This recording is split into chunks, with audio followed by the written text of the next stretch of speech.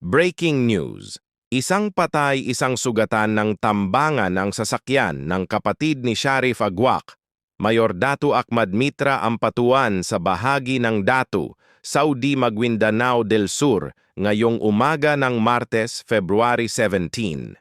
Ito ang ipinaabot na impormasyon ni Shariff Agwak Secretary to the Mayor Anwar Emblawa. Kinilala ni Anwar Emblawa ang nasawi sa ambush na si Dato Gara Ampatuan na pamangkin ni Mayor Mitra Ampatuan, habang sugatan naman ang younger brother na kababatang kapatid ni Mayor Mitra na kinilalang si Dato Mama Ampatuan. Galing ng Cotabato City ang mga biktima sakay ng kulay itim na Nissan Livina at pauwi na sa bayan ng Shariff Agwak nang maganap ang ambush o pananambang sa bahagi ng National Highway.